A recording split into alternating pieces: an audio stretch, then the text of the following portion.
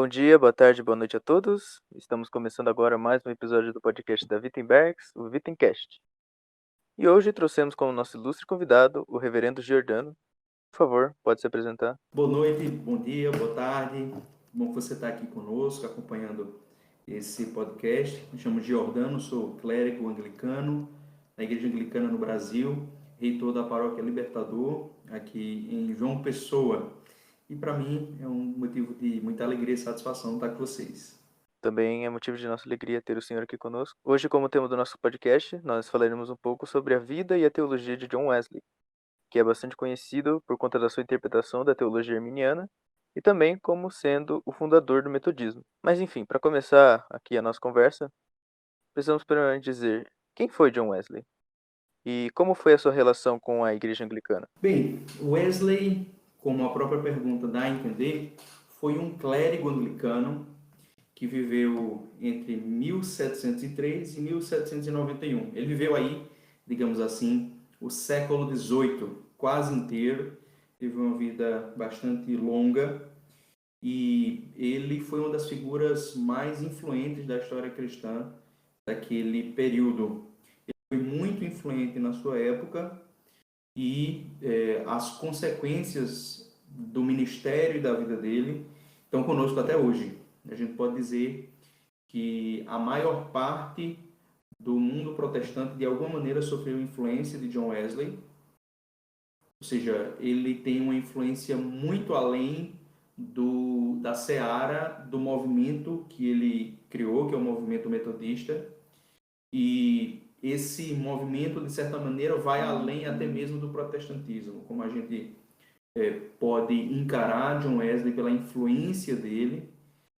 A gente pode dizer que até mesmo o movimento carismático católico romano sofreu indiretamente influência de John Wesley. Então, ele realmente foi um homem que teve um impacto muito grande para além das fronteiras da época dele. Existe uma frase atribuída a John Wesley que é de que a minha paróquia é o mundo. E a gente pode dizer que talvez para a época dele essa frase fosse, ou parecesse talvez, um pouco pretensiosa, mas de fato a influência dele está no mundo inteiro hoje. Então, é uma figura realmente impressionante. Ele nasceu em 1703, em Epworth, e ele deu origem, como eu disse, a um movimento conhecido como metodismo, um movimento dentro da Igreja Anglicana. É importante entender isso. Entre os séculos XVI e XVIII, diversos movimentos surgem dentro da Igreja Anglicana que em algum momento, posteriormente, se separam da Igreja Anglicana, mas surgem dentro dela. Um desses movimentos, por exemplo, anterior, é o movimento puritano. O movimento puritano surge dentro da Igreja Anglicana, nós podemos dizer assim, pelo menos o que a gente chama de puritanismo inglês, surge inicialmente dentro da Igreja da Inglaterra, e só depois assume uma cara própria, podemos dizer assim. E com o metodismo se deu algo muito parecido. É um movimento que surge dentro da Igreja Anglicana. Wesley era um descendente de uma linhagem de pregadores e de clérigos. O seu pai, Samuel Wesley, ele era clérigo anglicano. Ele, juntamente com sua esposa Susana, haviam aderido ou transicionado para a igreja anglicana. Eles eram de origem puritana. E Samuel Wesley era um clérigo anglicano de uma tendência que nós podemos chamar de High Church, uma tendência de uma eclesiologia, de uma concepção da igreja mais elevada. Dentro do mundo anglicano, nós às vezes falamos de High Church e Low Church. Essas são expressões que às vezes são confundidas com anglo-catolicismo e anglo-evangelicalismo. Mas a gente ainda não pode falar de anglo-evangelicalismo aqui justamente porque Wesley é um dos fundadores do movimento anglicano evangélico, né? Ele é um dos fundadores do movimento anglicano evangélico. Então, Nem de anglo-catolicismo, né? Porque o movimento anglo-católico ainda viria a surgir. isso, exatamente. São movimentos, esses dois movimentos, o anglo-catolicismo e o anglo-evangelicalismo, surgem no século XVIII e no século XIX. Antes disso, não havia anglo-catolicismo e anglo-evangelicalismo, mas havia tendências que nós chamamos de High Church e Low Church, ou seja, a igreja alta e a igreja baixa. Não são, é importante para as pessoas que nos acompanham, não são denominações diferentes, tá? Não é como se a tendência High Church fosse uma denominação e Low Church fosse outra. Não são denominações, são tendências dentro da igreja e posições teológicas, digamos assim, posições sobre como deve funcionar a liturgia, sobre como a igreja deve funcionar, enfim. E principalmente sobre como a igreja deve ser reformada. Ou seja, se você chegasse no século XVII, no século XVI, vamos retornar ao século XVI, comecinho do século XVII, se você entrasse em diferentes paróquias da igreja anglicana no final do século XVI, no começo do século XVII, você iria notar pouca diferença comparado àquilo que a gente pode ver hoje. Então, essas diferenças sobre ser low church ou ser high church não eram exatamente sobre como a igreja funcionava, não era apenas isso, mas eram propostas de como a igreja deveria ser reformada. Ou seja, eram propostas de coisas que deveriam ou poderiam ou precisariam ser feitas na igreja. Então, a liturgia, digamos assim, era a mesma. Era o livro de oração comum. Seja para alguém lá high church ou low church, era a mesma liturgia, eram os mesmos cânones. Então, não havia tanta flexibilidade assim. Eram tendências muito mais no sentido de pessoas que queriam modificar essa liturgia ou modificar os cânones da igreja, a estrutura da igreja, o funcionamento, numa direção ou noutra. Então, eram partidos, digamos assim, polêmicos. A maioria das pessoas não tinha nenhuma ligação com isso.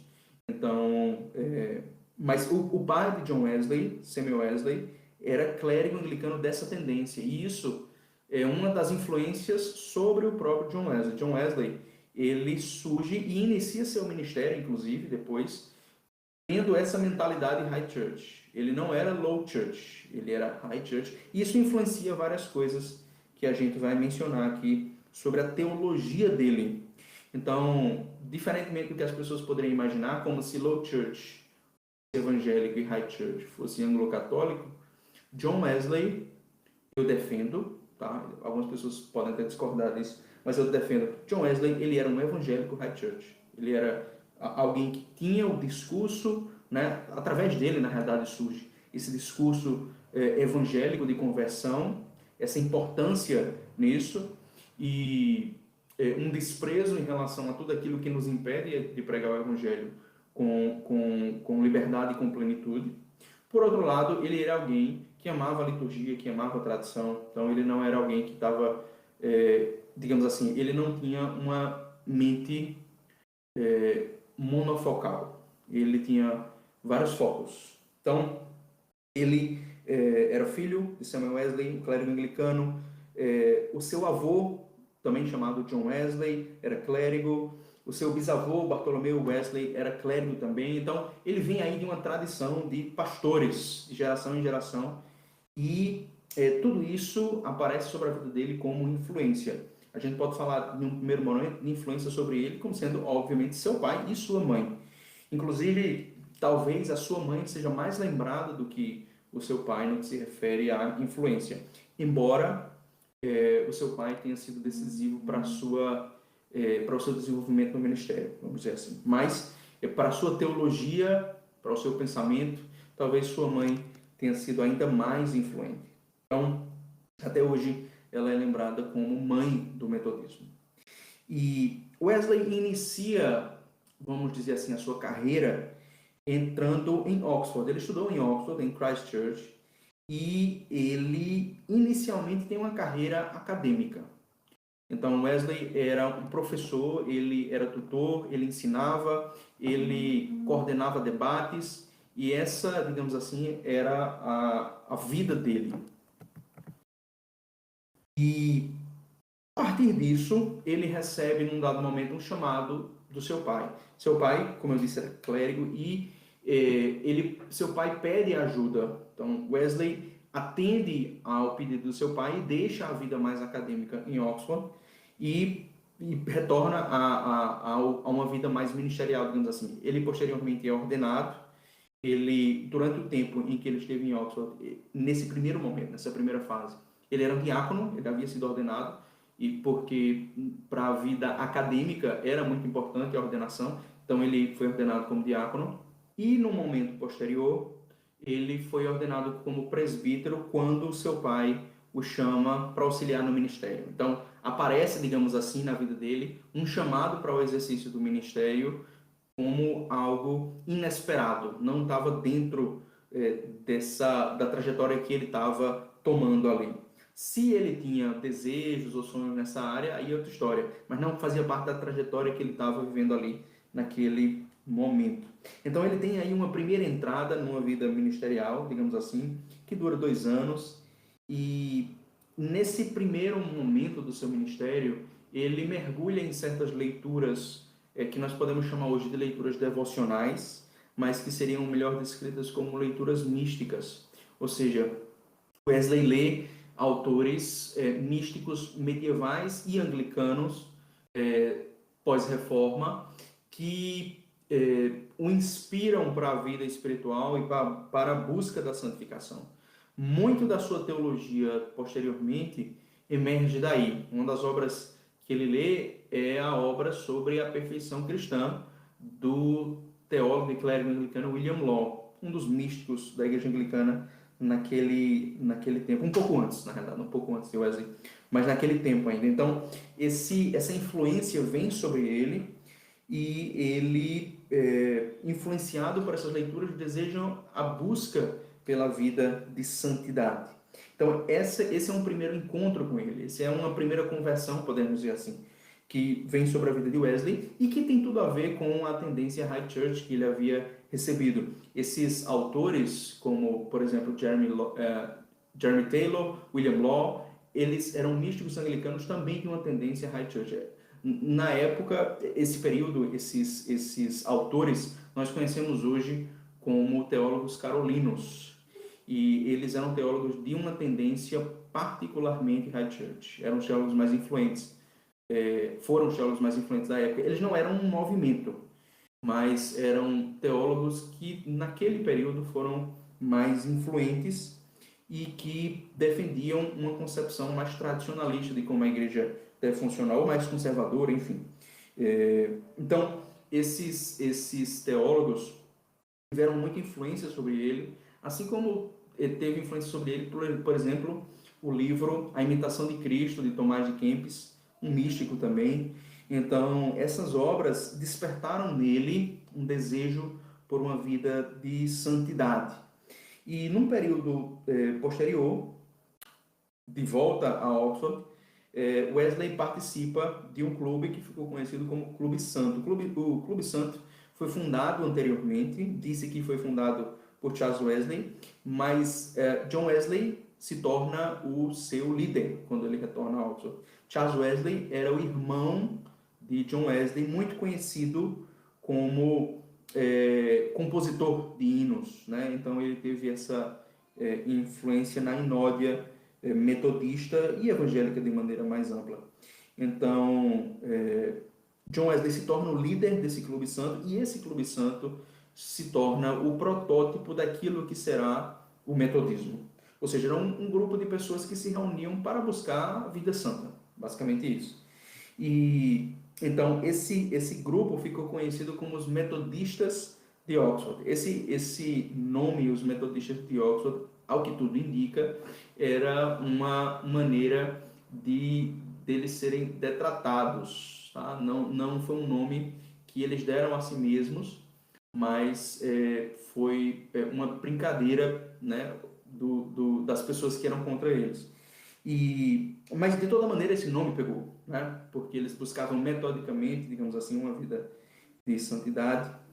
E então, posteriormente, Wesley vai para uma missão nos Estados Unidos, tá? Importante lembrar, ele estava na Inglaterra, ele vai para os Estados Unidos como missionário para uma missão em Savannah, na Geórgia, e essa missão tinha como propósito, inicialmente, digamos assim, no coração de John Wesley, alcançar os nativos, mas ele não obteve sucesso nisso, ele ficou bem restrito a essa comunidade mais americana de origem inglesa. E, enfim, no caminho ele tem um primeiro contato com os moravianos, e os moravianos serão, depois da sua família, depois das suas leituras, depois do Clube Santo, será uma influência importante sobre a vida dele. Os moravianos, eles tinham também um desejo por uma vida mística de oração. E então, embora na sua teologia depois eles vão ter muitas diferenças com respeito à pregação de John Wesley, mas eles são influência sobre ele. Wesley via nos moravianos uma vida cristã vibrante que ele desejava imitar. Mas ele considera que essa missão em Savannah foi uma falha, e aí ele retorna. Em 1738, ele tem uma experiência que é um dos momentos mais importantes da vida de John Wesley. Ele tem, durante um encontro em Aldersgate, uma experiência enquanto foi lido o prefácio de Lutero à Epístola aos Romanos, ele sentiu o seu coração estranhamente aquecido. Então, essa é a experiência que muitas pessoas relatam como sendo, ou retratam, melhor dizendo, como sendo a experiência do coração aquecido. Então, essa foi talvez uma segunda conversão na vida de John Wesley, porque a partir desse momento o seu ministério, a sua vida de pregação, deram uma guinada. Então, ele começou a pregar de uma maneira diferente, ele sentiu que a mensagem do Evangelho era mais viva para ele. Então, é aqui, talvez, que a gente pode considerar como sendo o começo do movimento evangélico. Ou seja, no momento em que John Wesley tem essa experiência do coração aquecido, diante da palavra que é proclamada, sentir o seu coração aquecido, sentir que aquilo ali diz respeito a você e que afeta a sua vida emocional, digamos assim. A partir daí nós podemos, talvez, dizer que vai existir em John Wesley uma ênfase, e no movimento evangélico, não em John Wesley, mas no movimento evangélico, uma ênfase nesse lado emocional, nesse lado sentimental. E, enfim, não que isso seja algo estranho à própria vida cristã, não que seja estranho aos primeiros cristãos, aos pais da igreja, aos místicos ao longo dos séculos, mas vai existir uma ênfase aí importante que caracteriza o movimento evangélico. Então, em muitos lugares, veja, Wesley começou a ter uma pregação mais voltada para a graça de Deus. E em muitos lugares, Wesley não era bem-vindo. A pregação de John Wesley não era bem-vinda. Não era bem-vinda pelo quê? Tanto pelo conteúdo, quanto pela natureza entusiástica, da maneira como ele pregava e de como as pessoas eram afetadas pela pregação dele. E também Wesley foi perseguido por muitas doutrinas que ele afirmava. A gente vai falar um pouco sobre elas aqui. A mais famosa é a doutrina da perfeição cristã, que não é uma coisa que ele cria, mas algo que ele absorve da tradução cristã. E claro, depois que ele absorve isso, ele dá uma certa forma pessoal, né? Ele dá o seu toque a essa noção da busca da perfeição cristã, mas não é algo que ele cria do nada, é algo que ele recebe de uma tradição que é anterior e algo que se pregava, digamos assim, entre os círculos mais high church da Igreja da Inglaterra. Não era algo bem-vindo nos círculos mais low church. Entre os círculos low church havia uma pregação mais calvinista, digamos assim, e essa noção da perfeição cristã deixava algumas pessoas bem ansiosas, né? Causava preocupação nas pessoas. Então, Wesley teve uma estratégia que foi a de pregar ao ar livre. Então, onde Wesley era bem-vindo, na igreja anglicana, nas paróquias onde ele era bem recebido, ele pregava. Mas em muitos lugares, em cidades, em vilarejos, enfim, em alguns lugares ele não era bem-vindo. Os metodistas não eram bem-vindos. E por isso eles pregavam ao ar livre, reuniam as pessoas ao ar livre e pregavam. Wesley inicialmente teve resistência a isso, mas ele aceitou isso como sendo a maneira que havia para pregar. E por isso Wesley caminhava de uma maneira tensional com a igreja anglicana. Em muitos lugares ele era bem-vindo, em outros lugares ele não era bem-vindo. E A gente pode se perguntar se por culpa dele ou se por culpa da igreja, por culpa do episcopado mais cego em relação às necessidades espirituais do povo, mas Wesley caminhava desalinhado à autoridade episcopal que ele da qual ele discordava, né? E que, pelo menos em parte, essa autoridade episcopal era injusta com ele. Mas, de toda maneira, havia um desalinhamento aí. Então, esse desalinhamento que surge já na vida de John Wesley, em algum momento ele vai se tornar a separação entre o metodismo e o anglicanismo. Então, Wesley, ele, por toda a sua vida, nós podemos dizer, por toda a sua vida ele foi um clérigo anglicano, mas o metodismo como uma realidade eclesial paralela, como uma realidade eclesial que não estava limitada, embora estivesse, digamos assim, no território da igreja anglicana, não tivesse plenamente alinhado, esse desalinhamento, no momento em que passa-se a vida de John Wesley, esse desalinhamento se torna uma separação com a igreja anglicana. Então, num dado momento, Wesley rompe com os morávios e funda a Sociedade Metodista. A Sociedade Metodista não era uma igreja metodista. Era, nesse momento, um grupo de pessoas, uma sociedade metodista, ou seja, eram pessoas que se reuniam para desenvolver uma certa espiritualidade, algo análogo às ordens religiosas medievais. Análogo, tá? Porque é algo que envolve principalmente pessoas leigos e pessoas que continuam tendo vidas urbanas, digamos assim, comuns, pessoas casadas.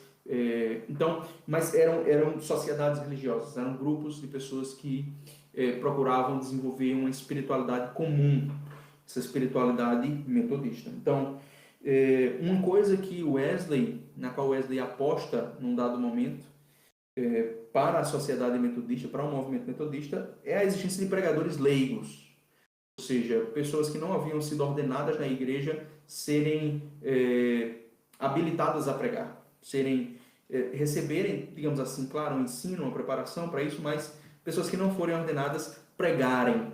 Isso é algo que se tornou muito comum depois no protestantismo e até fora do protestantismo, mas não era comum na época. Então, Wesley, ele incentiva os pregadores leigos e isso, aí está o grande, ou pelo menos parte do grande sucesso que o metodismo teve. Ou seja, essa aposta nos pregadores leigos, as necessidades espirituais do povo naquele século XVIII, que era um século do racionalismo, um século de grande ceticismo em relação à igreja. Naquele período, as necessidades espirituais da cristandade eram muito maiores e cresciam numa velocidade muito maior do que aquilo que a igreja era capaz de fazer ordenando pessoas. Então, nós podemos dizer, Wesley viu uma necessidade e procurou uma maneira de solucionar esse problema. Não só ele, claro, era um movimento, né? Era uma sociedade, havia uma liderança mais ampla. Mas eles observaram nesse momento, uma maneira de cumprir a sua vocação e atender a uma necessidade. Então,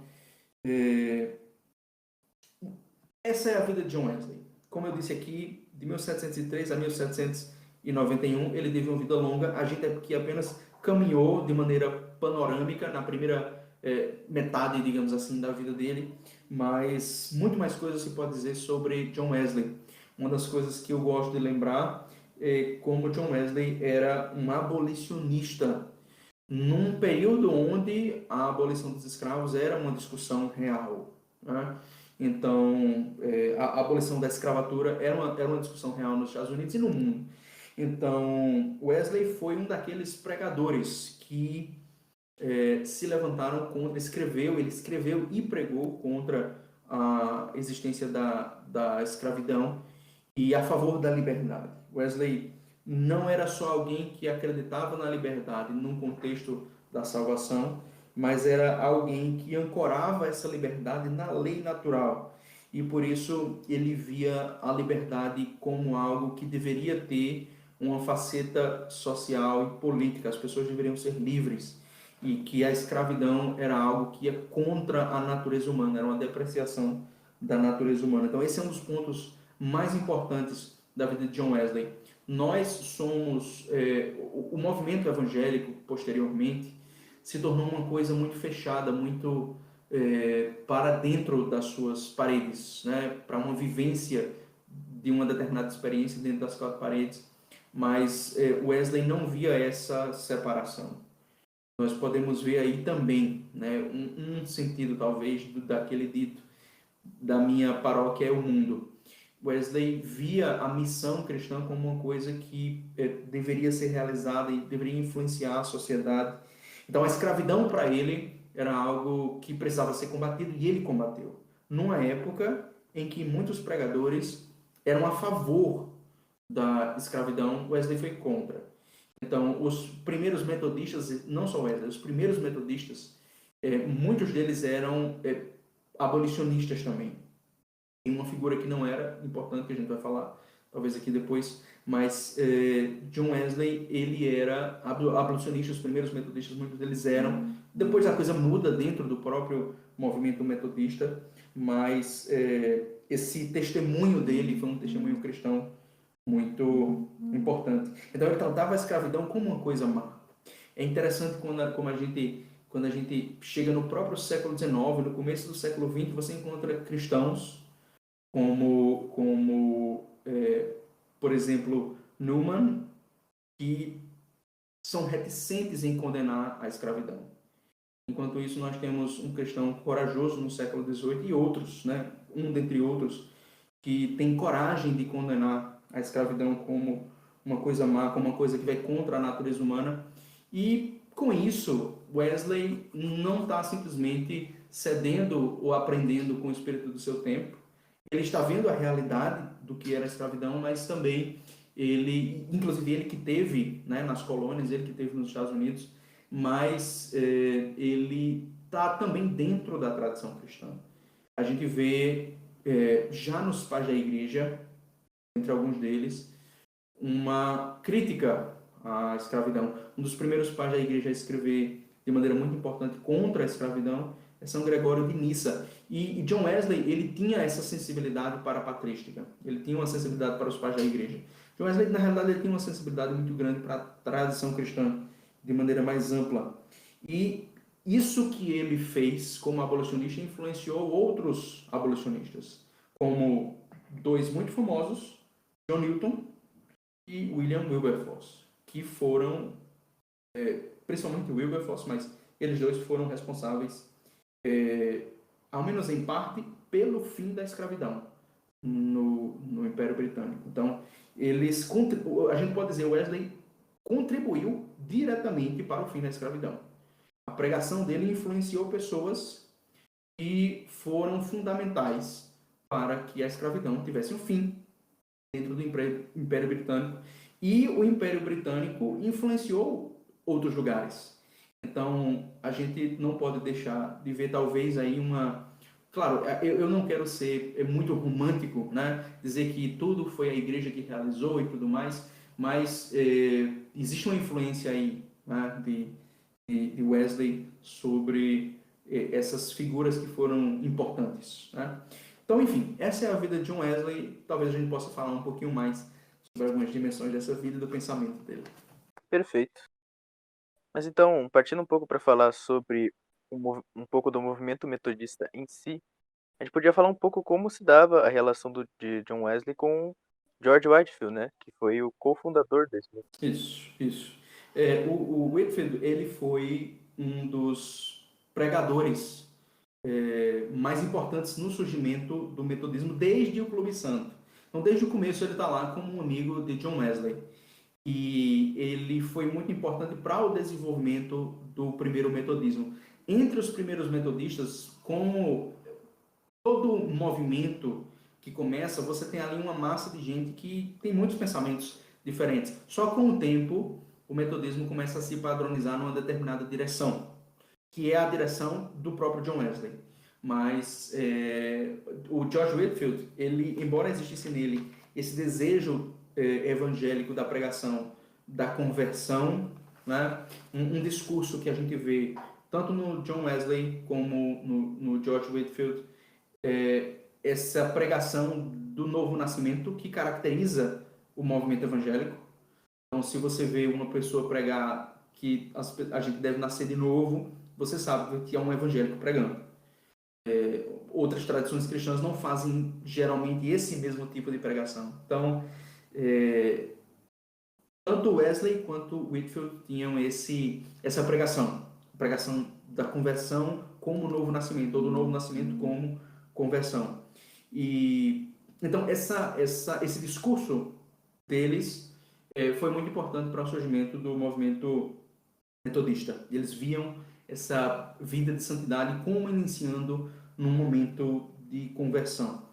E então, assim como o próprio Whitefield, no começo do movimento metodista, nós temos o que a gente chama de metodistas calvinistas. Eram pessoas de teologia calvinista dentro do movimento metodista. O mais importante, obviamente, é o próprio Whitefield, mas é uma tendência, digamos assim, que com o tempo perde sua força. Mas o George Whitefield, ele era um pregador calvinista. E aí nós temos uma primeira diferença importante em relação ao John Wesley. Enquanto, usando aqui talvez expressões que alguém possa questionar, mas a gente pode dizer que enquanto o George Whitefield era um calvinista bastante extremo, o John Wesley era um arminiano bastante extremo. Então, embora entre eles houvesse muita gentileza e eu posso falar, pelo menos com respeito ao próprio John Wesley, um grande coração. A gente vê isso também, algo disso no próprio Whitefield também. Então, embora eles fossem teologicamente extremos nas suas posições, não tanto extremos no sentido de que Whitefield ia no calvinismo tanto quanto é possível ir, ou Wesley iria no arminianismo tanto quanto é possível ir. Não nesse sentido, mas no sentido de que eles estavam convictos de que a posição deles era a verdade.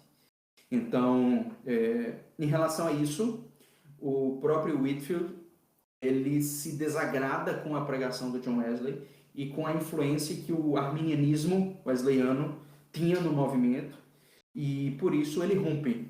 É um rompimento da parte a gente pode dizer inicialmente do próprio Whitefield, que considerava que Wesley pregava um evangelho diferente. Então, o rompimento entre eles foi coisa que parece coisa da internet nos últimos anos, mas de dizer que o calvinista ou o arminiano pregam evangelhos diferentes. Naquela época já se dizia isso. Esse é um dos becos sem saída, ou uma das armadilhas, a gente pode dizer, dessas discussões, é achar que o evangelho tem a ver com calvinismo, arminianismo, ou essas posições sobre predestinação. Eu diria que esse tipo de posição não acrescenta em nada e foi um motivo para o rompimento entre eles, né? Entre Whitefield e Wesley. Então, entre eles havia outras diferenças também. O próprio Wesley tinha uma pregação que era mais entusiasta e era uma pregação que levava as pessoas ao choro, a gemidos, a pessoas desmaiando, né? Pessoas caindo durante essas pregações. Era algo que realmente afetava as pessoas de uma maneira muito poderosa. E Whitefield não gostava disso. Whitefield não gostava desse estilo de pregação.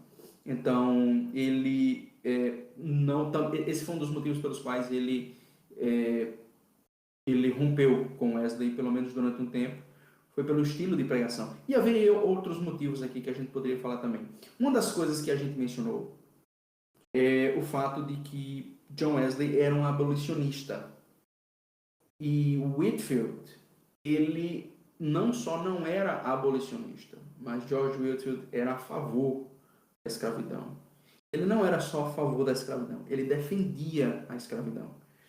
Ou seja, ele defendia algo que para Wesley, num período posterior, tá? Num momento posterior, era coisa abominável. Isso não foi motivo principal da separação entre eles, mas isso é uma grande diferença entre eles, eu acredito. E me permitam aqui dizer uma coisa. Você sabe, eu não gosto de dizer coisas polêmicas, mas me permita dizer uma coisa polêmica. Essa posição do George Whitefield a favor da escravidão é uma coisa execrável e ela é um dos exemplos da superioridade moral do John Wesley. Eu posso dizer isso porque eu não sou wesleyano, não sou metodista, não sou nada disso, sou alguém de fora dessa história, mas claramente existe aí uma superioridade moral, um senso moral muito mais aguçado.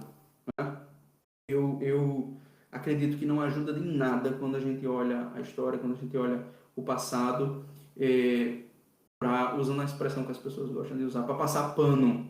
Né? Tem muita gente que gosta de passar pano aí nas afirmações, nas defesas do George Whitefield. A gente tem que execrar, a gente tem que execrar isso. Pessoas antes dele já eram contra a escravidão. Não justifica ele ser a favor. Né? Se a gente entrar nesse discurso de passar pano nos erros do passado, a gente vai terminar defendendo Hitler, vai terminar defendendo todos os tiranos na história da humanidade. Então, todo ser humano que vem ao mundo tem uma razão através da qual ele é capaz de conhecer a lei de Deus e saber o que é certo e o que é errado.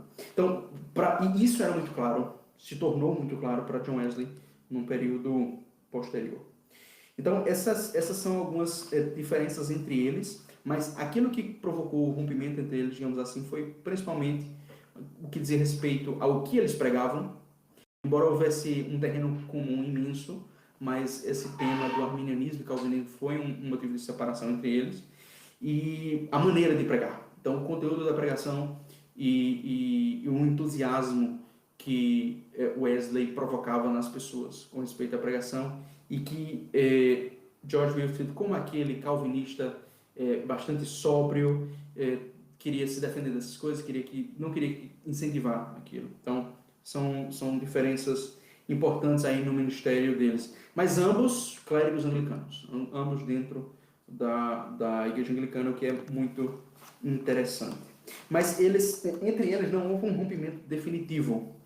Houve, digamos assim, uma separação, mas a gente pode dizer que depois eles se reataram, eles retornaram à amizade, e Whitefield tinha John Wesley em grande conta, vice-versa. Então, eles se respeitavam, digamos assim, embora houvesse essa divergência, tanto teológica quanto prática, havia um respeito importante entre eles. E é interessante que isso aconteça quando pessoas acham que estão pregando um evangelho diferente. Falando agora um pouco sobre a teologia de John Wesley, a gente separou alguns tópicos aqui para a gente tocar sobre quais seriam as opiniões, né, de Wesley sobre cada um desses assuntos. Então, primeiramente, falar um pouco qual era a opinião de John Wesley sobre a tradição. Então, como a gente viu, ao longo da vida de John Wesley, ele era uma pessoa que recebeu primeiro uma grande influência High Church, uma influência da tradição, digamos assim, de um ramo dentro da igreja anglicana que valorizava muito a tradição, e ele foi muito influenciado pelo livro de oração comum. Um dos argumentos de John Wesley em favor de algo que era caro para ele, que era a doutrina da santificação cristã, da perfeição cristã, um dos argumentos dele era com base no livro de oração comum. Wesley usava o livro de oração comum como um livro de oração, e além do livro de oração comum, ele tinha devoções privadas, nas quais ele reunia orações cristãs dos mais diferentes períodos para orar nos diferentes dias da semana. Então, Wesley ele tinha uma vida devocional, uma vida de oração pautadas na tradição cristã, seja a tradição cristã dentro do Locke, seja aquilo que o próprio Wesley reunia da tradição cristã mais ampla. E essa ausculta atenta da liturgia cristã dava a Wesley uma amplitude teológica que era muito relevante, foi muito relevante na sua vida. Além disso, como eu disse, Wesley era um leitor dos pais da igreja, ele foi um leitor das homilias espirituais de São Macário, ele foi influenciado pela patrística, ele foi influenciado pelos místicos medievais, e isso se mostra naquilo em que ele escreve sobre esses diferentes temas. como, por exemplo, aquilo que a gente vai falar ainda sobre ele, sobre santificação, sobre sacramentos, enfim, em tudo isso ele foi bastante influenciado pela tradição cristã. Um ponto que eu menciono, que deixa o pessoal chateado, é sobre a oração pelos mortos. Wesley defendia a oração pelos mortos. Ele considerava que orar pelos mortos era uma obrigação. E de onde é que ele tirou isso? Bem, em parte, ele considerava que estava tirando isso da Bíblia, mas ele via isso também no livro de oração comum. O livro de oração comum continha orações pelos mortos, embora fossem orações bastante comedidas e sutis, eram orações pelos mortos ainda assim. E Wesley considerava que até mesmo o Pai Nosso era base para a oração pelos mortos, porque orar pela vinda do reino de Deus é orar também pelos mortos. Então, ele defendia essa prática. Eu comecei a falar um tempo atrás sobre isso, e algumas pessoas, eu entendo os motivos pelas pessoas, são pessoas que são contra a oração pelos mortos. Então, essas pessoas, sobre isso, elas na internet divulgaram que isso foi só durante um tempo da vida de John Wesley e tudo mais. Eu não vejo evidência de que isso foi só durante um tempo na vida de John Wesley. Não vejo nada nos escritos dele, daquilo que eu conheço e daquilo que eu li sobre ele, que dê indicação de que ele parou de praticar ou de defender essa prática. Pelo contrário, ao longo da sua vida, aquilo que nós temos é defesa da oração pelos mortos. Então, isso é algo que ele pegou da tradição anglicana, assim como ele defendeu. Você tinha diversos clérigos carolinos que eram defensores dessa prática, não apenas viam com carinho aquilo que já estava na liturgia, mas eram defensores dessa prática da oração pelos mortos, e Wesley era. O que é mais interessante é que uma das coisas que mais caracteriza o movimento evangélico hoje é ser contra isso. Mas o pai do movimento evangélico era a favor da oração pelos mortos e nunca disse um pio contra, nunca escreveu um pio contra, nem se retratou. Então, enfim, Wesley ele foi alguém claramente influenciado pela tradição cristã, alguém que se alimentou dessa tradição. Você vê coisas tão amplas como, por exemplo, ele usava na sua vida de oração orações que eram do século IV depois de Cristo, do século V depois de Cristo, coisas que ele coletou da patrística, ele usava na sua vida de oração. Então havia nele realmente assim um desejo intenso de participar da tradição cristã de uma maneira mais ampla. E a gente pode dizer, como ele mesmo diz, ele tinha um espírito católico. O próprio Wesley foi acusado, e claro, quando eu digo aqui espírito católico, não é no sentido do catolicismo romano, óbvio, mas o próprio Wesley foi acusado, né, os metodistas, melhor dizendo, foram acusados de muitas coisas. E uma das coisas das quais eles foram acusados foi justamente de serem católicos. Eles foram acusados de serem pessoas que estão procurando trazer o catolicismo de volta. Óbvio, né, a gente não precisa dizer óbvio, que eram acusações indevidas, mas eram acusações que colavam justamente porque havia entre eles um desejo, não entre todos os metodistas, mas ao menos em Wesley e em muitos deles, um amor pela tradição cristã, vamos assim. Então, o pai do movimento evangélico é também um restaurador da tradição cristã. Então, isso é uma coisa bem importante. E qual era a opinião de John Wesley sobre o ecumenismo e sobre a catolicidade que a igreja deveria ter? Wesley, ele escreve sobre isso e prega sobre isso algumas vezes. Ele, como eu disse e como ele próprio escreveu, ele procurava ter um espírito católico.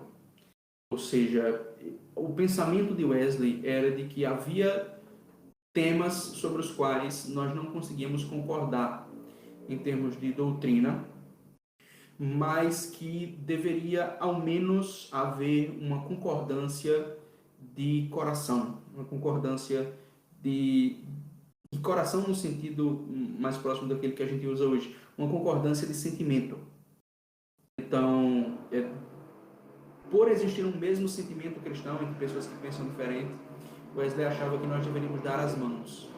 Então, claramente Wesley, e claro, nisso ele não estava sozinho, né? Nisso ele não estava sozinho. Quando a gente vê as diferentes devoções privadas e livros devocionais que que circulavam naquele período e antes daquele período, havia claramente um desejo intenso de reunião entre os cristãos. Orava-se, né? Havia muitas orações pela reunião entre os cristãos. Enquanto guerras aconteciam, né? Enquanto guerras aconteciam entre os cristãos, os livros devocionais anglicanos, no final do século XVI, no começo do século XVII e dali em diante, eles enfatizavam a oração pela unidade entre os cristãos, pela unidade e pela restauração dessa unidade que foi rompida por vários acontecimentos, mas a gente pode falar principalmente do grande cisma e da Reforma Protestante, e daquilo que aconteceu depois da Reforma Protestante.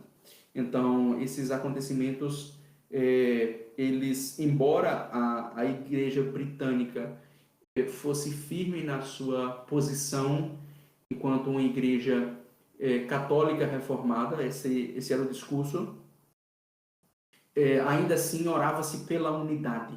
Havia uma busca em oração pela unidade dentro dos livros devocionais do anglicanismo High Church. Ou seja, isso Wesley bebeu, né? Então Wesley, ele tinha essa mesma espiritualidade, essa mesma busca, esse desejo intenso de oração pela reunião dos cristãos. Ele orava por isso semanalmente. O seu livro pessoal de devoções privadas incluía orações pela reunião dos cristãos, pela restauração da unidade na igreja. Orava pela unidade na igreja católica. E Wesley considerava que a igreja de Cristo é a igreja católica. E que diferentes ramos dentro da igreja católica precisavam se reunir.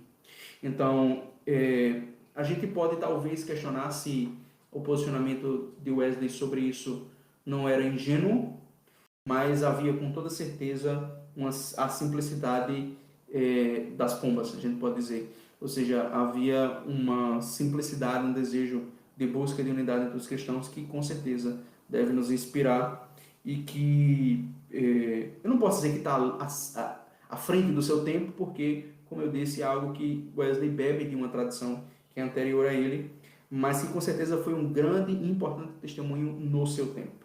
E o que pensava John Wesley acerca das questões de santificação, salvação e justificação? Bom, aqui a gente entra naquilo que é um dos temas mais falados quando a gente fala sobre John Wesley. Então, Wesley era um arminiano. A gente pode dizer dentro da melhor vertente, digamos assim, do arminianismo. Não no sentido de que o arminianismo wesleyano seja a melhor. Estou falando de uma maneira mais ampla aqui. O movimento, o pensamento, melhor dizendo, a teologia arminiana, ela tomou diferentes rumos, alguns rumos mais ortodoxos, outros rumos mais liberais. Então, Wesley estava dentro daquilo que a gente pode chamar de um pensamento arminiano mais ortodoxo. E ele era um pensamento que está centrado, com certeza, na graça, mas que vê, a partir da graça, uma possibilidade de uma resposta humana. Então, o livre-arbítrio, amparado pela graça, é capaz de tomar a decisão correta, né? Então, Wesley, ele via a obra de Cristo como uma obra por toda a humanidade, uma expiação por toda a humanidade, uma obra salvífica por toda a humanidade. Agora, dentro disso, dentro desse arminianismo, sobre o qual a gente não vai se deter muito aqui, Wesley era um pregador da perfeição cristã. Então, esse tema da busca da perfeição cristã, que algumas pessoas chamam de perfeccionismo, essa palavra perfeccionismo não é uma palavra boa, tá? Quem usa essa palavra, é bacana a gente não usar essa expressão perfeccionismo. Perfeccionismo é uma expressão que tem uma conotação muito negativa, né? Pejorativa. Soa como um defeito, né? Por que é o perfeccionismo? É a pessoa que não aceita que os outros errem, né? Enfim. Então, aquilo que Wesley procurava era o que a gente chama de perfeição cristã. A gente pode ver, quando a gente vê os diferentes escritos dele sobre isso, certa oscilação sobre certos assuntos. Sobre certos detalhes dessa perfeição cristã, a gente pode ver aqui e ali uma certa oscilação. Então, uma coisa sobre a qual eu acho que ele oscila é a condição daquele que não alcançou a perfeição cristã. Em vários momentos, e aí a gente pode atribuir isso a muita coisa, como, por exemplo, a uma hipérbole poética, enfim, a muita coisa. Mas em vários momentos, Wesley parece até considerar que os únicos cristãos são os perfeitos, e que aqueles que não atingiram a perfeição cristã não são cristãos. Óbvio que ele também se considerava cristão e não considerava que havia atingido a perfeição cristã. Então havia aí pelo menos uma tensão, a gente pode dizer assim, que eu considero até uma tensão interessante. De todo modo, a busca da perfeição cristã era a busca de uma vida na qual não havia mais pecado intencional, pecado produzido pela plena vontade. Não quer dizer que não havia mais erros que nós poderíamos hoje classificar como pecados, embora algumas vezes Wesley seja reticente em chamar esses erros de pecados, mas não haveria mais pecado consciente. Então, a busca da perfeição cristã é a busca da perfeição no amor. O coração é tão transformado pelo amor divino que a partir daquele momento não se peca mais de maneira intencional. Agora, é interessante entender que essa perfeição cristã, no pensamento de Wesley, é uma condição da qual é possível cair. Então, a pessoa que alcança a perfeição cristã, ela pode cair dessa perfeição cristã. Ela continua sendo uma pessoa que pode pecar, embora ela esteja com o seu coração ali durante aquele período e, preferencialmente por toda a vida, pelo restante da vida, né, como alguém que não comete mais pecados intencionais. Então, quando se fala desse tema da perfeição cristã, a gente vê aí uma ênfase na busca pela santidade que envolve, digamos assim, um degrau diferente dentro da vida cristã. É um patamar diferente na vida cristã que Wesley busca e que ele deseja que as pessoas busquem também essa perfeição cristã. Esse é um dos motivos pelos quais Wesley, em alguns lugares, foi perseguido, foi mal visto pelas pessoas.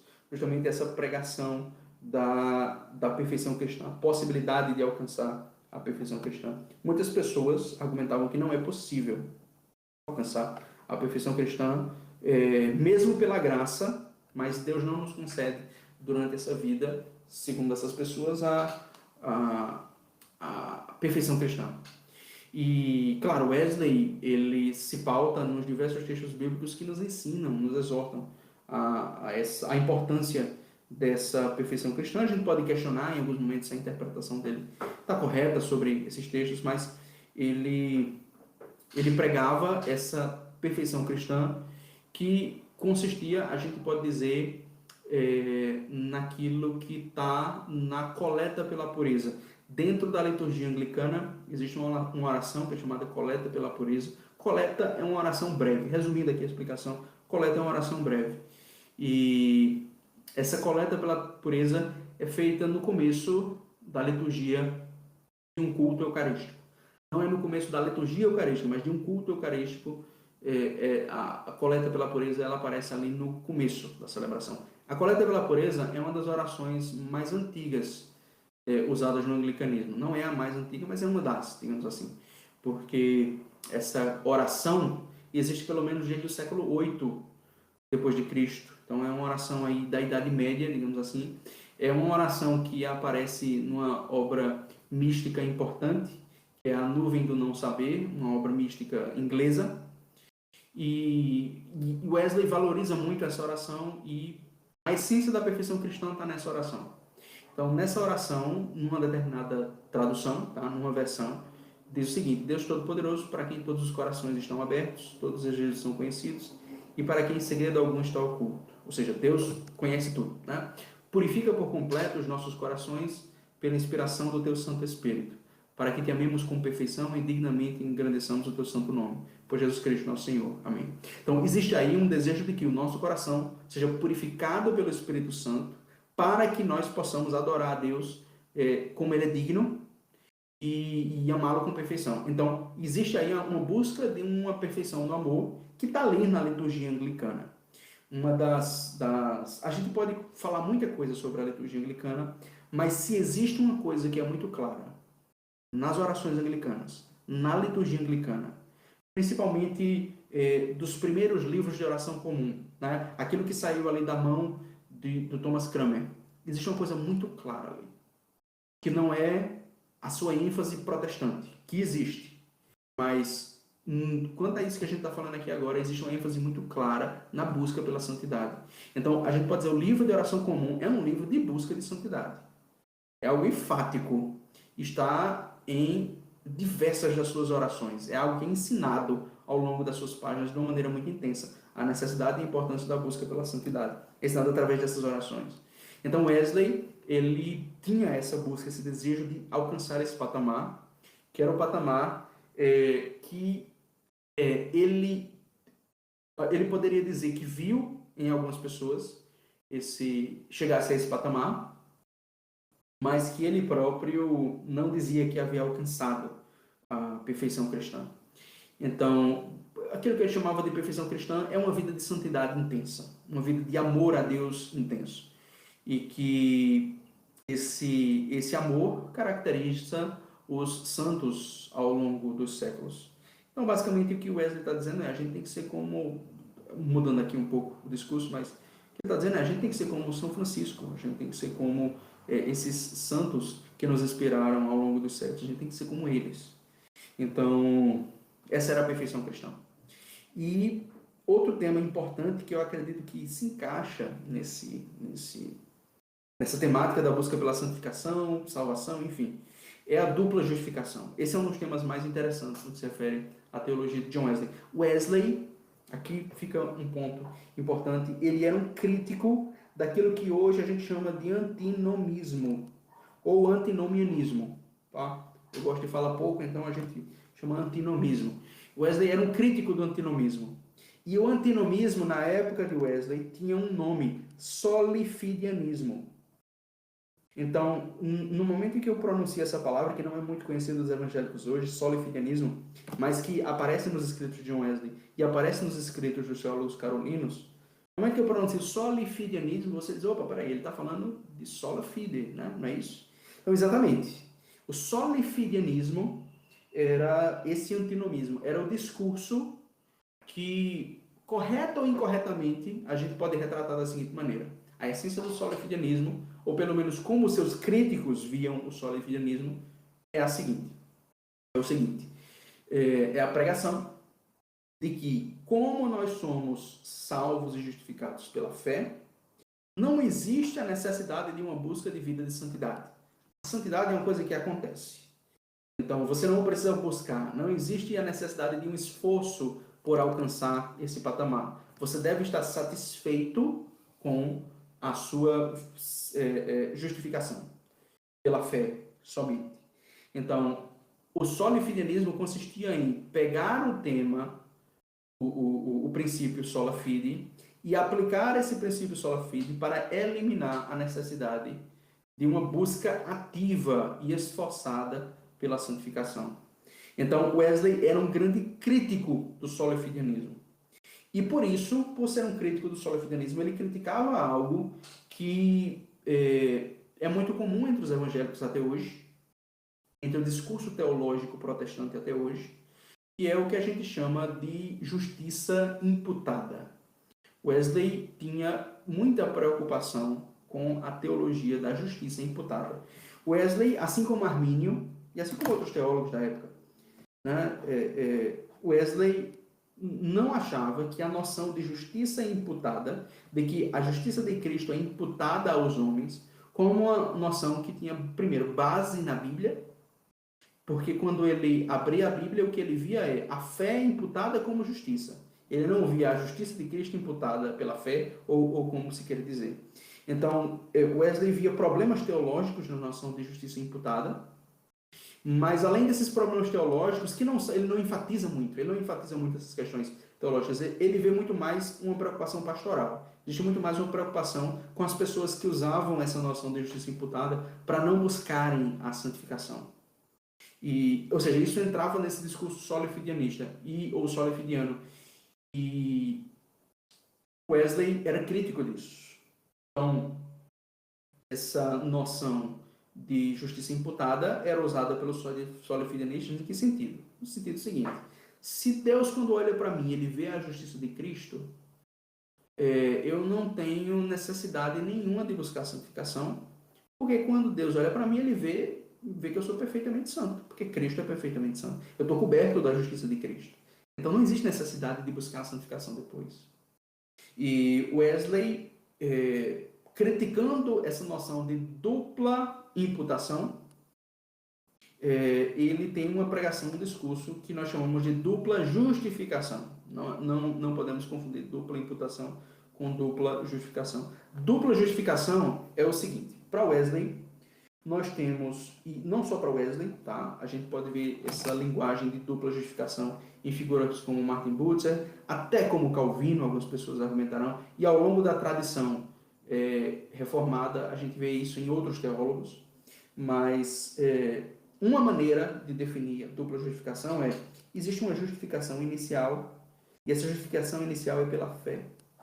Então nós somos aceitos, recebidos, abraçados, acolhidos, perdoados, recebemos a justiça de Cristo, não no sentido imputado, né? Wesley dirá, mas para alguns defensores será também pela justiça imputada. Enfim, nós temos uma primeira justiça, uma primeira justificação, que é pela fé. Essa primeira justificação pela fé não é a única justificação, porque no juízo final nós seremos julgados pelas nossas obras. Então existe uma justificação inicial que é pela fé e uma justificação final que é pelas obras.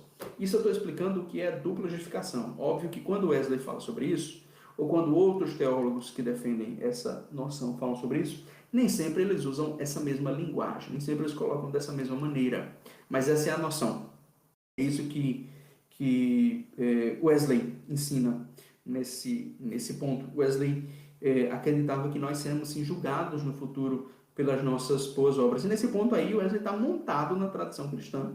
E aí, claro, eu posso dizer também na Bíblia, né? Wesley está concordando com o que a Bíblia ensina, mas, de todo modo, ele está montado na tradição cristã, né? O que é que os credos ensinam sobre isso? O que é que o credo atanasiano ensina sobre isso? Nós seremos julgados pelas nossas boas obras, nós vamos ter um destino correspondente às nossas boas obras. Então, a justificação inicial não é tudo. A justificação inicial, e aí, nessa dupla justificação mais wesleyana, a justificação inicial não garante tudo. Ou seja, existe a necessidade, ainda assim, mais aguda de uma busca pela santificação. Claro, versões mais reformadas da noção de dupla justificação vão ancorar de maneira mais profunda a segunda justificação na primeira. Fica aqui, né, aberto se Wesley ancorava da mesma maneira ou não. Enfim, mas dentro da teologia de Wesley havia essa noção de dupla justificação. E eu acho que uma coisa que boa parte das pessoas não sabe, quem já leu as obras de John Wesley, principalmente quem leu aquilo que ele escreveu sobre a perfeição cristã, sabe disso que eu vou falar, mas muita gente não sabe. Para Wesley, é óbvio que acontece uma coisa, que é o seguinte, na realidade, para toda a teologia protestante, é óbvio que acontece uma coisa. Nós, quando morremos, geralmente não estamos perfeitamente santificados. E então, em algum momento, logo após a nossa morte, em algum momento nós somos perfeitamente santificados. Isso pode ser instantâneo, né? Então, Jonathan Edwards, aqui para efeito de comparação, Jonathan Edwards acreditava que logo após a morte, morreu, se você é um dos eleitos, você é imediatamente santificado. Não existe um processo. Você é imediatamente santificado. Mas é óbvio que isso é compatível com a teologia de Jonathan Edwards, porque Jonathan Edwards era um calvinista. Acreditava na graça, na ação irresistível da graça. E que após a morte, como não existe mais o pecado, a santificação ela acontece instantaneamente pela graça. E sem a necessidade de haver uma resistência, uma cooperação e, portanto, um processo. Mas Wesley acreditava que a santificação é um processo. Embora ela seja buscada, seja pedida a Deus, Wesley ensina isso, nós temos que pedir pela santificação. Ainda assim, é algo que envolve cooperação, envolve um esforço nosso também, de ser essa pessoa santa. Então, como Wesley ensina isso, é óbvio que para ele a santificação que se dá após a morte não é instantânea. E Wesley diz mais sobre isso. Ele diz que após a nossa morte, nós entramos num processo de crescimento na graça, que é um crescimento eterno. E cada vez mais nós somos preenchidos pela natureza divina. Deus habita em nós de uma maneira cada vez mais profunda. Então, para Wesley, assim como para São Gregório de Nissa, havia um crescimento eterno para nós. E é interessante quando a gente pensa isso. Wesley não elabora muito especulativamente sobre isso, mas eu sim. É interessante quando a gente conecta isso com o fato de que ele orava pelos mortos, né? Então, é fácil entender um dos motivos pelos quais alguém oraria pelos mortos, já que você acredita que após a morte as pessoas estão num crescimento eterno ali, assim como um crescimento que começou durante essa vida, mas que prossegue pela eternidade. Então, esse crescimento eterno, óbvio, num dado momento significa o fim do pecado, mas continua havendo um crescimento. Nós não nos tornamos oniscientes após a morte. Nós crescemos continuamente no conhecimento de Deus. Então, para Wesley havia uma concepção bastante rica do que aconteceria, do que é a nossa vida após a morte. E aí, esse é um dos pontos em que Wesley refletiu de uma maneira que, na minha opinião, ele simplesmente seguiu a lógica como deveria seguir, mas é um ponto sobre os quais os evangélicos atualmente têm dificuldade de falar, porque tem medo de que alguém termine com alguma noção ligada a purgatório e tudo mais, enfim. Então, eu acho que esse é um dos pontos interessantes também.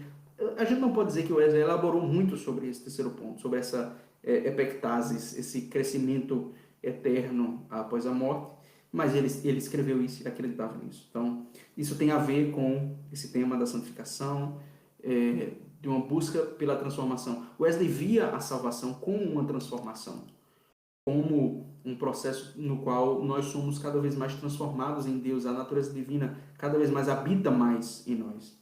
Então, a gente pode dizer uma deificação do homem, né? Uma participação do homem na natureza divina, que é uma coisa que era comum também entre os teólogos carolinos. Ou seja, é algo que Wesley, acredito, teorizo aqui, né? É algo que a gente pode levantar essa hipótese, é algo que ele bebeu dos teólogos carolinos. Eles também falavam sobre isso, sobre a participação da natureza divina. Nesse mesmo tópico, eu queria fazer uma pergunta, que eu sempre tive uma dúvida, mas como John Wesley conciliava a teologia arminiana da eleição condicional com o texto dos 39 artigos da Igreja? Então, uma coisa que a gente deve entender é que Wesley ele criou sua versão, que é o que a gente conhece como 25 artigos. Então, aquilo que era para ele mais difícil de lidar, digamos assim, na teologia anglicana, e, claro, a gente pode falar dos 39 artigos, né? Os 39 artigos, o artigo 17 é um artigo que fala sobre eleição, sobre predestinação para a salvação. E é um ponto em que os arminianos anglicanos, quando olham, têm, assim, digamos assim, um primeiro estranhamento com o que está ali. Porque é um discurso claramente agostiniano no que se refere à eleição, à predestinação para a salvação. Agora, muito do que está ali pode ser interpretado de outras maneiras. Então, como eu disse, dentro da tradição anglicana, existem anglicanos arminianos. E os anglicanos arminianos, geralmente, quando eles olham o artigo 17 e outros, não é só o artigo 17, mas principalmente o artigo 17, eles fazem uma interpretação diferente. Embora a linguagem ali do artigo 17 seja de que Deus eternamente nos escolhe, nos ama, etc, etc, etc. O que os arminianos, anglicanos arminianos fazem com esse texto é observar vários detalhes. Primeiro, a predestinação que se fala ali, o texto do artigo 17 fala de predestinação em Cristo. Então, uma estratégia que os anglicanos arminianos podem adotar, digamos assim, é ver aí uma predestinação de alguma maneira condicional, ou seja, condicionada ao fato de que nós estamos em Cristo. E também como coletiva, embora esse discurso da eleição coletiva não seja tão comum nesse período, mas é uma estratégia também que os arminianos, os anglicanos arminianos usam. Então, assim, o que eu quero dizer com isso é um texto confessional, como os 39 artigos, embora os 39 artigos não sejam uma confissão de fé, eles não são completos, mas a gente pode chamar ele de um texto confessional, ele precisa ser interpretado, né? Todo documento precisa ser interpretado. E aí, basicamente, o que os textos da Bíblia, como por exemplo Efésios 1, né? O artigo 17 dos 39 artigos da religião, lembra muito Efésios 1, em alguns alguns pedaços de Efésios 1, né? E basicamente eles vão fazer a mesma coisa, a mesma interpretação que eles podem dar para Romanos 9, para Efésios 1, para João 6 e outros textos. Então, o que eles vão dizer é Sempre dá para arrumar um aquilo. jeitinho, né? Sempre dá, sempre dá, sempre dá. Então, nesse ponto, como os 39 artigos não são muito completos, ali não se esmiuça tudo, então, além disso, tem outros pontos em que, fora do artigo 17, os arminianos podem usar, né? Então, o artigo sobre o livre-arbítrio, artigo 10, tanto o artigo 10 quanto o artigo 16, eles deixam certas possibilidades, primeiro, para a perda da salvação. Então, um arminiano anglicano, ele vai se pautar nessas coisas para reinterpretar o artigo 17. Então, sempre existe a possibilidade de uma interpretação diferente. E, embora durante o século XVII, século XVIII, isso tenha sido muito polêmico dentro da igreja anglicana, Wesley, primeiro, ele não foi o primeiro arminiano anglicano, né? Um dos mais famosos arminianos anglicanos foi um arcebispo de Cantuária, né? Então, a gente pode dizer que ele não estava sozinho nessa história, e segundo, que historicamente a igreja anglicana deu espaço para isso. Isso foi muito polêmico nessa época, mas a igreja anglicana deu espaço para isso, e historicamente hoje existem anglicanos calvinistas, arminianos, enfim, desde que sejam moderados, né? Então, é algo que existe dentro da igreja, e assim, a gente pode dizer que isso não é o principal, digamos assim, dentro do discurso, embora na polêmica entre Whitefield e Wesley isso tenha sido bem importante. Qual era a opinião de John Wesley sobre os sacramentos? Então, Wesley, ele tinha essa tendência high church, e essa tendência high church enfatiza, dá muita importância, dá muito valor aos sacramentos. Os místicos anglicanos que Wesley leu, como Jeremy Taylor, William Law, valorizavam muito os sacramentos.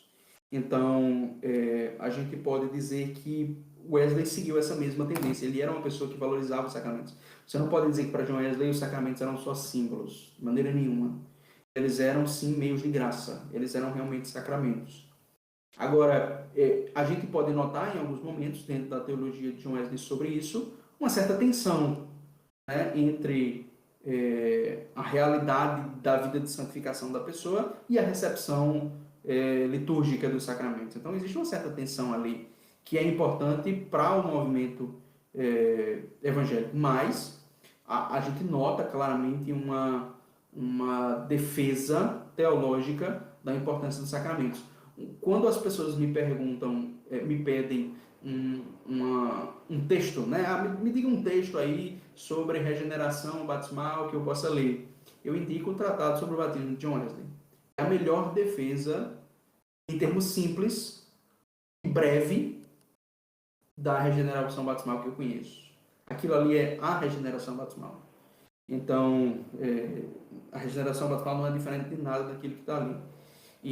Então, Wesley, posso dizer, defendia a regeneração batismal dentro daquilo que regeneração batismal realmente significa. Mas ele defendia isso. Ele acreditava que o batismo era o sacramento da graça preveniente. Então, diferentemente dos arminianos de tendência mais zwingliana, os arminianos mais zwinglianos, quando olham para os sacramentos apenas como símbolos, eles veem a graça preveniente, ou seja, a graça que habilita o livre-arbítrio, como uma coisa que está no mundo inteiro, digamos assim. Você automaticamente é afetado pela graça proveniente, ou você é afetado por essa graça quando você ouve a pregação do Evangelho. Enfim, em algum momento, todo ser humano é afetado pela graça proveniente. Wesley considerava o batismo como sacramento da graça proveniente. Então, ele dava ao batismo uma importância particularmente importante, considerando que ele era a favor, óbvio, e nunca foi contra o batismo de crianças. Então, isso era coerente, né? Já que ele acreditava que o batismo tinha esse papel sacramental importante como meio de graça e era a favor do batismo de crianças, então é coerente que ele visse o batismo como sacramento da graça preveniente, como algo fundamental, como algo essencial. O catecismo do livro de oração comum, que era o catecismo que qualquer pessoa naquele período deveria usar, qualquer clérigo deveria ensinar a partir daquilo, e Wesley, com certeza, quando ensinou as pessoas, usou aquela mesma coisa. O catecismo da Igreja Anglicana, catecismo de confirmação, Wesley não apenas teve que pronunciar aquilo ali quando foi confirmado, como teve que ensinar as pessoas aquilo ali também em momentos posteriores. Esse catecismo ensina que os sacramentos são geralmente necessários para a salvação. Então, nesse sentido, Wesley bebe bastante da tradição cristã. Aquilo que ele afirma sobre a Eucaristia é um pouco mais vago, digamos assim. Sobre o batismo existe uma doutrina muito forte, mas sobre a Eucaristia ele é um pouco mais vago, mas ele afirma a presença real. Essa linguagem um pouco mais solta dele sobre a Eucaristia é algo comum entre, a gente pode dizer, entre os anglicanos desse período e entre os teólogos de linha mais reformada. Então, uma pessoa até comentou na internet, né? Wesley tinha a mesma teologia dos reformados. Depende de que reformados a gente está falando. Mas nesse período era algo comum, digamos assim, entre os puritanos, esse tipo de teologia que afirma, de certo modo, uma presença real de Cristo, mas é um pouco mais vago sobre a relação entre o sinal sacramental, entre o pão e o vinho, e o corpo e o sangue de Cristo. Enfim, então, a gente nota, às vezes, em Wesley uma afirmação da presença real, mas em outros momentos uma certa reticência em afirmar isso ex ânimo. Ok, então. E qual era a opinião de John Wesley sobre a ética social? Bom, Wesley, uma das coisas que a gente já mencionou aqui é que ele era um abolicionista. Ele era uma pessoa preocupada em que a sua fé cristã tivesse um impacto social. Isso, óbvio, num período em que a igreja tinha uma influência sobre a sociedade muito maior do que tem hoje. Então, Wesley era alguém que acreditava que a sociedade precisava ser reformada também na sua vivência. Uma das coisas era, óbvio, a abolição. Mas Wesley tinha, ele pensava várias questões de maneira que parecem estranhas para os evangélicos hoje, pelo menos na sua maioria. Um dos temas é justamente a pobreza. Então, Wesley não via com bons olhos o mero enriquecimento, a vida capitalista, digamos assim, da busca pelo lucro, não era algo que Wesley via com bons olhos. Ele viveu, óbvio, muito tempo antes do surgimento do marxismo, né, das ideologias de esquerda e tudo mais, e viveu muito tempo antes disso. Então ele não foi influenciado por essas coisas. Mas ele tinha claramente um pensamento social em que havia uma necessidade da ajuda aos pobres, da ajuda aos necessitados. Isso era algo que vinha, isso estava nas leis britânicas, inclusive, desde antes do período da reforma, desde o final da Idade Média, havia uma preocupação social nas Ilhas Britânicas em que os pobres fossem atendidos e que não houvesse, por outro lado, havia uma preocupação com a vagabundagem, vamos usar essa palavra aqui, havia uma preocupação com isso.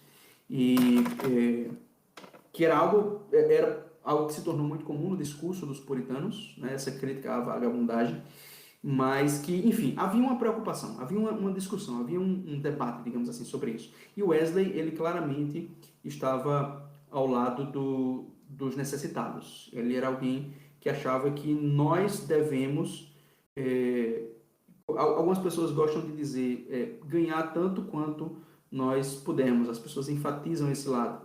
Mas isso para Wesley não é uma finalidade. A finalidade é doar tanto quanto nós podemos. Ou seja, a gente tem que ganhar o máximo que puder para ajudar o maior número de pessoas. E não para o seu próprio luxo, não para o seu próprio enriquecimento, não para o seu próprio entesouramento. Então, Wesley, ele não tinha palavras mansas para com os ricos. Ele condenava claramente a cobiça, o amor pela riqueza, o amor pelo dinheiro. E pregava sobre isso. Então, é algo que, na minha opinião, a gente deve imitar. Eu acredito que nesse ponto aí, Wesley acertou em cheio em tudo o que ele disse sobre isso. É realmente um tema bastante interessante e por isso, para, né, alinhar com esse mesmo tema da pobreza, eu recomendo que todos que estão ouvindo agora também confiram o nosso outro podcast, feito também com o Reverendo Giordano, sobre a teologia da pobreza, né? A teologia sobre a pobreza. O link estará na descrição. Prosseguindo então, qual era a relação de John Wesley com os seus contemporâneos, né? Com os místicos, os puritanos, etc. E quais foram as suas influências? Olha, Wesley foi influenciado por cristãos, obras cristãs de espiritualidade, desde o período patrístico até a sua própria época. Então, ele teve muito perto do William Law, embora ele tenha tido uma divergência com a última fase, a fase justamente mais mística do pensamento de William Law, em que parece que muita coisa da doutrina cristã estava se esfacelando, mas ele foi muito influenciado por esses escritos místicos. William Law, Jeremy Taylor, Tomás de Kempis, Madame Guyon. Ele bebeu dessa literatura e ele não estava preso àquilo que era mais perto da sua própria tradição. Ele foi influenciado pelos teólogos carolinos, mas ele foi influenciado pela Madame Guyon. Ele foi influenciado por místicos medievais. Ele leu essas obras e ele estava aberto a essas coisas, a essas influências. Ou seja, ele era capaz de ler essas obras e absorver delas dentro da sua própria tradição, ou seja, de aprender com essas pessoas. E ele foi influenciado também, a gente pode dizer, pelos puritanos. Embora isso não seja a influência mais marcante sobre a vida dele, mas o lado mais devocional do puritanismo provavelmente entrou na vida dele através da sua mãe, através de seus pais, né? A gente pode dizer, mas através da sua mãe, que era de origem puritana.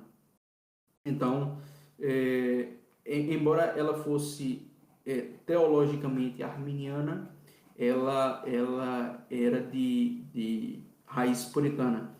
E a gente pode dizer que ela teve essa influência sobre os seus filhos no sentido de uma vida de amor a Deus, de uma vida de serviço a Deus, uma vida de obediência a Deus, da seriedade, aquilo que mais caracteriza, digamos assim, o puritanismo, né? Uma vida sóbria, dedicada a Deus, uma vida íntegra, enfim.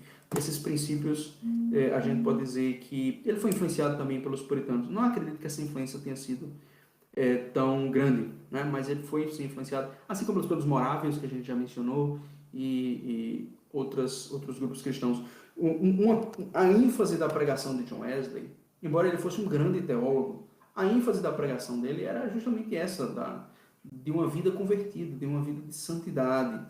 E onde quer que ele encontrasse esse mesmo discurso, ele estava disposto a aprender e a buscar, e não apenas ler o que essas pessoas escreveram sobre o que fazer, mas também orar as orações dessas pessoas, né? Se enriquecer com a vida devocional dessas pessoas, e isso influenciou ele a ter uma vida muito intensa de oração. Então, essas obras foram determinantes sobre ele no momento inicial do seu ministério, que, como a gente mencionou, que foi um momento em que ele iniciou um ministério pastoral ativo, ou seja, depois que ele foi ordenado, depois que ele assumiu a igreja, enfim, ele foi muito influenciado durante o início do seu sacerdócio por essas obras, por obras dessa tendência mística, e que eram obras que circulavam bem naquele período, dentre os teólogos carolinos. E sobre os relacionamentos desastrosos da vida dele? É verdade que ele teve muitos problemas nos seus casamentos? Olha, ele foi casado e antes disso as pessoas, eu acredito que as pessoas exageram um pouco sobre o que aconteceu antes disso, mas ele chegou a se interessar por outras mulheres e tudo mais, enfim, antes desse período, mas ele inclusive chegou a cogitar o celibato e tudo mais, mas ele casou-se com Mary e ele casou-se em 1751. Então, para um homem que nasceu em 1713, ele casou bem velho, né? Mas eles se separaram em 1758, ou seja, 7 anos depois. E, embora eles tenham se reatado, a partir dos anos 70, depois de 1770, eles se separaram definitivamente. E aí permaneceram separados pelo resto da vida. Não foi o que a gente pode chamar de divórcio, né? Mas eles se separaram, houve uma separação entre eles para o resto da vida. Então, óbvio, Wesley não casou depois. E essa separação, assim como eu não quis passar o pano para George Whitefield, eu também não vou passar para John Wesley. O que é que, na minha opinião, aconteceu, assim, resumindo bem a história, ele não dava a ela a atenção que ela precisava. Então, por não dar a ela essa atenção, o casamento não fluía como deveria. E Wesley vivia um ministério de pregação muito intenso e que era incompatível com a vida de uma pessoa casada. Então, o apóstolo Paulo ensina uma lição muito importante em 1 Coríntios 7, quando ele fala de um limite, né? O apóstolo Paulo é extremamente realista ali. A pessoa que é casada, ela não consegue se dedicar inteiramente a Deus, ela precisa se dedicar também às coisas do mundo para agradar o cônjuge. Então, Wesley, eu acredito, não soube respeitar esse limite. E ele quis fazer demais, ele quis viver uma intensidade que não era compatível com a vida casada. E, óbvio, sendo assim, ele não era capaz de dar à sua esposa atenção. Algumas pessoas falam de problemas da própria esposa. Eu acredito que vamos respeitar aqui aquele velho ditado que briga de marido e de mulher, ninguém mete a colher. Eu acredito que a gente pode estar falando besteira quando aplica isso para muitas pessoas, mas para alguém que viveu no século XVIII, é muito complicado a gente investigar as razões por trás disso e culpar a mulher. De toda maneira, uma coisa é certa, que Wesley vivia um ministério muito intenso, que não era compatível com a vida de uma pessoa casada. Então, ele tomou uma decisão ruim quando casou e deveria ter permanecido celibatário pela vida. Eu acredito que ele teria evitado certos sofrimentos se assim tivesse feito. Então, minha posição sobre esse assunto é essa. Ok, então. Finalizando mais um podcast. Isso é tudo, né? Que nós tínhamos para falar sobre a vida e a teologia de John Wesley. Nós esperamos que a exposição tenha sido clara para todos e que também tenha sido benéfica, né, para todos que chegaram até aqui. O reverendo pode dar as suas considerações finais. Gente, eu quero agradecer a vocês. Obrigado por esse tempo aqui no podcast. Espero que vocês tenham gostado. Essa foi só uma introdução. Tem muito mais coisa que a gente pode falar sobre a vida de John Wesley. Eu queria inspirar vocês, quem está acompanhando aí, a ler os escritos de John Wesley. Leia os comentários, a Bíblia, né? A Bíblia comentada por John Wesley. Leia o diário de John Wesley. Leia obras sobre a vida dele. E eu acredito que é importante a gente ler também os sermões dele. Ele foi um grande pregador. Eu acredito que a gente tem que ler os sermões dele como uma forma de entrar na vida dele e ser edificado também. Eu acredito que aquilo que ele escreveu é muito atual, é muito importante. Ele estava olhando para Cristo e apontando na direção certa. Excelente. Então, nós agradecemos ao reverendo Jordano por ter aceitado aqui participar conosco e agradecemos também a todos que nos ouviram até o presente momento. Então, os avisos de sempre. Se vocês gostaram, não se esqueçam de deixar o seu like, se inscrever no nosso canal e ativar o sininho e me dizer se você gostou de ouvir sobre John Wesley. Quem sabe nós podemos trazer sobre a vida de outros teólogos, né? Caso vocês queiram.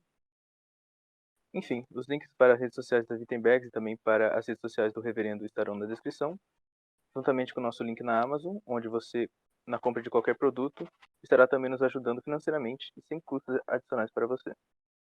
Deus abençoe a todos e até o próximo episódio.